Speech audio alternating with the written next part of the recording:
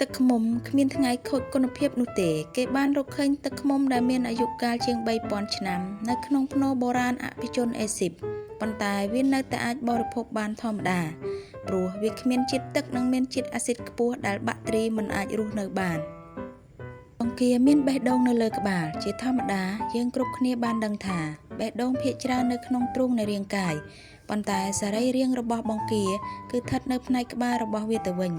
ក្រៅពីបេះដូងសរីរាង្គសំខាន់ស្ទើរតែទាំងអស់របស់បង្គាត្រូវវេចខ្ចប់និងការពារនៅផ្នែកក្បាលនេះទាំងអស់រួមមានខួរក្បាលប្រព័ន្ធប្រសាទក្រពះប្រព័ន្ធរំលាយអាហារនិងក្រពេញបន្តពូជនេះជាមូលហេតុដែលជួនកាលយើងឃើញមានពណ៌លឿងឬពណ៌ក្រហមនៅលើក្បាលបង្គាពេលយកទៅចម្អិនមូលហេតុដែលមឹកមានឈាមពណ៌ខៀវពីព្រោះក្នុងឈាមរបស់វាមានផ្ទុកជាតិស្ពាន់ដែលដឹកនាំអុកស៊ីសែនខុសពីមនុស្សយើងដែលមានផ្ទុកជាតិដែកដែលធ្វើឲ្យឈាមមានពណ៌ក្រហម